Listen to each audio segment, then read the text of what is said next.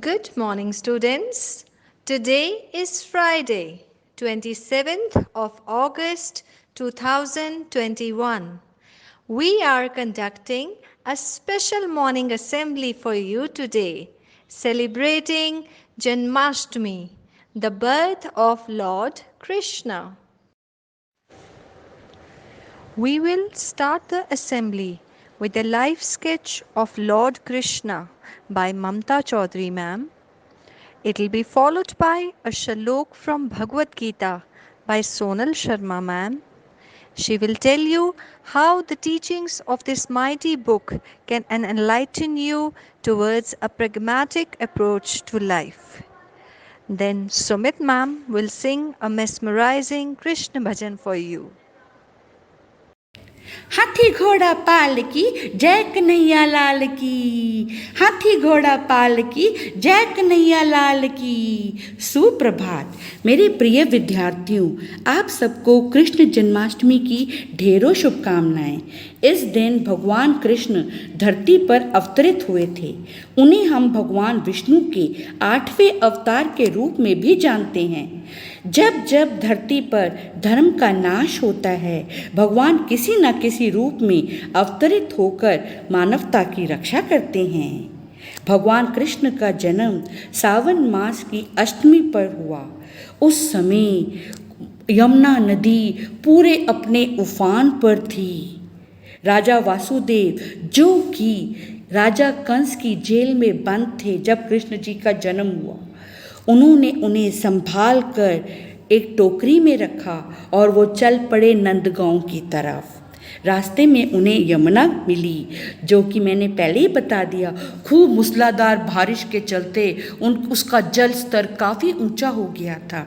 मगर ऐसे एक कहानी भी मशहूर है कि यमुना नदी ने उनको रास्ता दिया। नहीं तो सोचो, पैदल यमुना नदी पार करना किसी के भी बस का नहीं, मगर ये हमारे लड्डू गोपाल की ही लीला थी कि जो भगवान ने उनको रास्ता दिया और यमुना नदी उनके पैर छू रही थी। और राजा वासुदेव, उनके पिताजी, चुपचाप नंदगांव जाकर नंद जी के घर रखकर उनको वापस आराम से सुलाकर वापस मथुरा की ओर रवाना हो गए और चुपचाप जेल में जाके ऐसे सो गए जैसे कुछ हुआ ही नहीं हो। जैसे जैसे कृष्ण जी बड़े होने लगे, उनके गुण आसपास फैलने लगे और कंस उन्हें मारने के कई प्रयास किए, पूतना को भेजना और कई राक्षसों को भेजना, मगर वो सारे विफल रहे और आखिर में कंस का अंत हमारे भगवान कृष्ण के हाथों ही हुआ। ये तो रही उनके बचपन की बातें।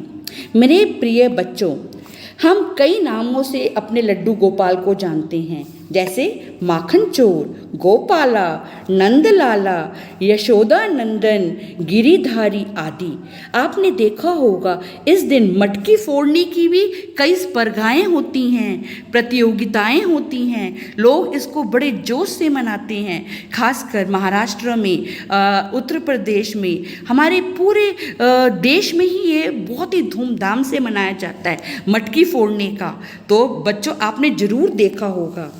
चलो अब हम चलते हैं महाभारत के समय पर, जहाँ पे कृष्ण का एक हमें अलग ही रूप देखने को मिलता है। कौरव पांडवों के युद्ध में उनकी मुख्य भूमिका रही। युद्ध के प्रारंभ में उन्होंने अर्जुन को गीता उपदेश दिया।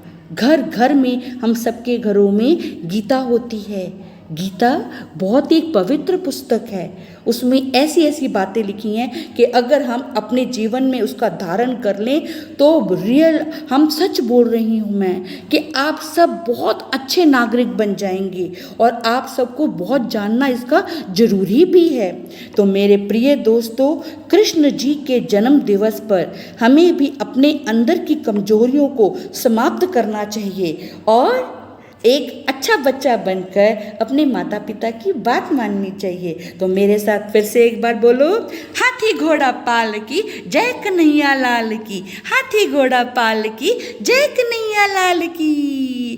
धन्यवाद। कर्मण्येवाधिकारस्ते मा फलेषु कदाचन मा कर्मफलहेतुर्भूः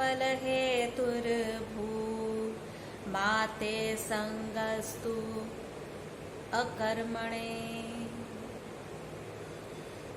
जब अर्जुन ने रणभूमि में अपने शस्त्र छोड़ दिए, अपने सगे संबंधियों को सामने देखकर जब उसने शस्त्र छोड़ दिए और कहा कि मैं युद्ध नहीं कर सकता, तब श्री कृष्ण ने उसे गीता उपदेश दिया, जिसमें उन्होंने उसे यह बताया कि यह सब तुम्हारे हाथ में नहीं है, तुम सिर्फ अपना कर्म करो।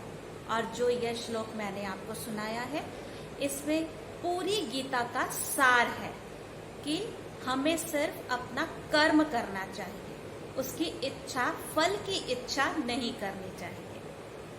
अब आज के समय में बच्चों, आपका क्या कर्म है? आपका कर्म है अच्छे से अपनी शिक्षा ग्रहण करना। जो टीचर्स आपको पढ़ा रही हैं, उसे अच्छे से पढ़ें और सदुपयोग में लाएं। धन्यवाद।